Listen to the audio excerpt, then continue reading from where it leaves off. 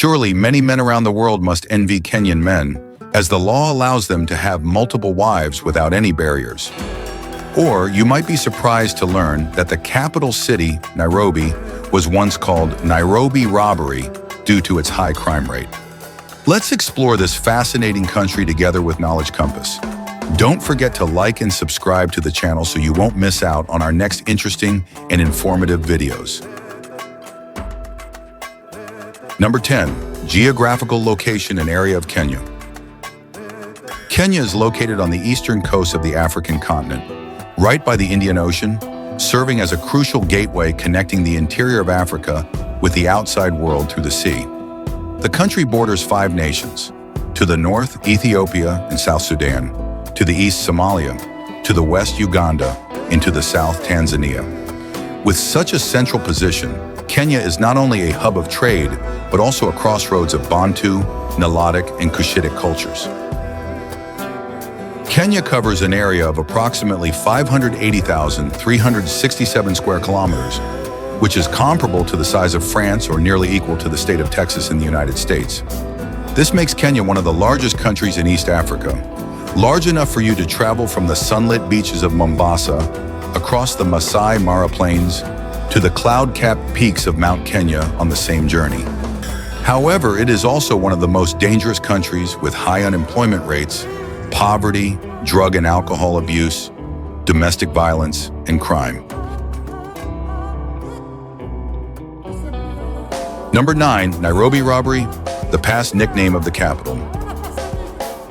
Nairobi, the capital of Kenya, has a unique and meaningful name.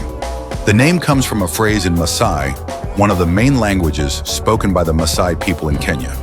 Specifically, Nairobi means cool water or cold water, a vivid description of the natural water source in the area. The name refers to a cold stream that used to flow through the region in the 19th century when Nairobi was still a wild, undeveloped land. Although today Nairobi is a vibrant and rapidly developing city, it once faced a serious problem related to security and crime. In the past, especially towards the end of the 20th century, Nairobi was referred to by some expatriates living there as Nairobi-robbery due to the high crime rate and poor safety within the city. Today, crime in Nairobi has improved significantly compared to the past, but challenges still remain. The city faces a high crime rate, mainly due to gangs of robbers and handbag snatching, especially in the central area, such as downtown Nairobi and the main roads. The lack of reliable security has created a sense of fear and insecurity among both residents and tourists. Korogocho, one of the most dangerous slums in Nairobi, Kenya, frequently experiences crimes such as rape and robbery. To protect themselves, a group of elderly women, aged between 55 and 90, called Grandmothers for Self-Defense, was formed and is led by an 83-year-old woman. The group teaches self-defense skills and maintains health through physical exercises. Members learn how to cope with crime, particularly those who take advantage of elderly women living alone. This situation is partly rooted in misconceptions within society, where some believe that sexual relations with elderly women can cure HIV. However, thanks to efforts to raise awareness and educate the community, the situation in Korogocho has improved, and now the elderly women there feel more confident in protecting themselves. The Korogocho area in Nairobi also frequently witnesses riots and clashes between the police and criminal gangs. As a slum with difficult living conditions, Korogocho is home to many gangs that frequently engage in robberies, drug trafficking, and other criminal activities. Clashes between the police and criminal gangs are not uncommon, creating an unstable and dangerous environment for local residents.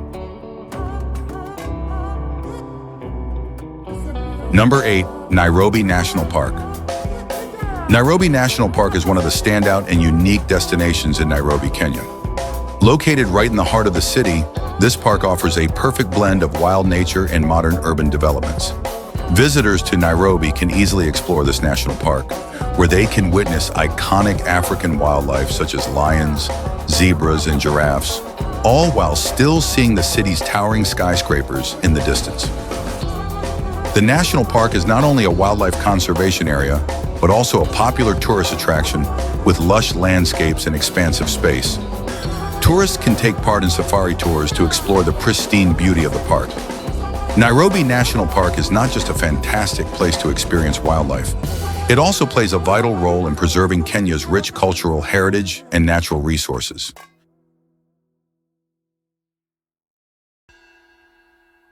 Number 7. Daily living costs in Nairobi.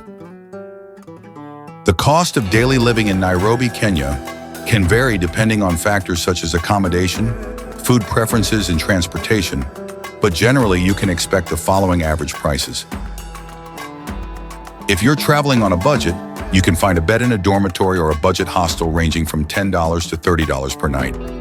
Mid-range hotels typically cost between $50 and $150 per night, while luxury hotels or resorts start from $200 per night and upwards. For food, street food and local restaurants are quite affordable, with meals ranging from $2 to $10 per person. If you opt for mid-range restaurants, the cost can range from $10 to $30 per meal, while high-end restaurants may charge from $30 and above. Ugali is a staple food in Kenya, with most meals centered around a thick, dough-like paste made from maize flour and/or cassava flour. It's very popular and often served with other dishes such as meat, vegetables, or stews, forming a basic part of the daily diet for Kenyans. As for transportation, public transport such as matatus, shared minivans, and buses are very cheap, with prices starting at under $1 per trip. If you prefer to take a taxi or use ride-hailing services like Uber, the cost for a short trip typically ranges from $3 to $10, depending on the distance and time of day. In summary, the cost of living in Nairobi is quite flexible and can be adjusted based on one's travel style and budget. Number 6. Polygamy is legally recognized. It's likely that many men around the world might secretly envy men in Kenya, as they are allowed to take multiple wives without facing any legal barriers. In Kenya, polygamy is legally recognized, meaning that men have the right to marry multiple wives without needing the consent of their current wives. The polygamy law, although controversial and opposed by women's rights groups, was officially passed in 2014. This law allows individuals to live according to the traditions and customs of their communities, but it has also created divisions in society, particularly concerning gender equality and women's rights within the family. Imagine a situation where a man's first wife is 45 years old and he marries a 19-year-old woman. How would the 45-year-old wife compete with a 19-year-old in every aspect, including in the bedroom? Number 5. Using cow dung to build houses. The Maasai people choose the grasslands as their home. The vastness of these grasslands has created the Maasai's nomadic lifestyle, which in turn has fostered their free-spirited nature. The Great Rift Valley, with its fertile land and temperate climate that supports abundant vegetation, is home to a large population of Maasai people. Not only humans, but also wild animals are drawn to this region, making the Great Rift Valley known as the paradise of the wild world. The Maasai villages are very unique. Their doors do not face outward, but instead open inward, meaning that in a cluster of houses, typically 8 homes, the houses are arranged in a circular shape. Each house's entrance leads to a communal courtyard. According to the locals, this is the best way to protect themselves from wild animal attacks and also symbolizes the unity of the community. Due to their nomadic traditions, most Maasai homes are simple, small in size and made with walls of clay mixed with cow dung. The house frames are made of branches cut from trees near the settlement. Why do they mix cow dung with clay for the walls? The Maasai believe this helps repel flies, mosquitoes, and snakes. Despite the abundance of wildlife, the Maasai do not engage in hunting, as their daily food comes from their livestock. This is why every Maasai is a skilled herder. The most common livestock are cattle and sheep. Every Maasai family owns a herd of cattle, known for their long horns, and a flock of sheep for wool and meat. To protect their livestock from wild animals, they build strong fences and assign someone to watch over them day and night. Maasai men are often seen carrying long spears and daggers.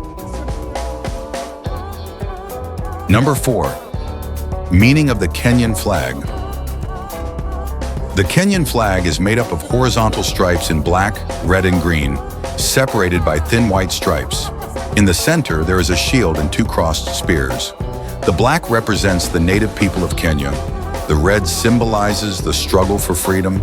The green represents the land, and the white stands for unity and peace. The shield and spears are carried by the Maasai people and reflect traditional customs and life in Kenya. Number 3, the coastline of Kenya. Kenya's coastline stretches approximately 536 kilometers along the Indian Ocean, featuring stunning natural landscapes and pristine beaches.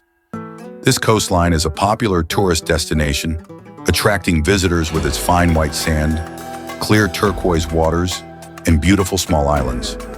Coastal cities such as Mombasa, Malindi, and Diani are major tourist hubs, known for their diverse cultures, historical heritage, and water activities like scuba diving, windsurfing, and snorkeling.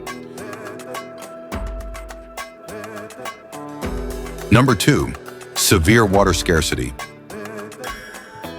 Kenya is one of the most water-scarce countries in the world, facing a serious water shortage, especially in dry and rural areas. Climate change, irregular rainfall, prolonged droughts, and water pollution have led to the depletion of water resources. While Kenya has several major rivers and a few lakes, the uneven distribution of water between urban and rural areas has created a severe shortage of clean water in many regions.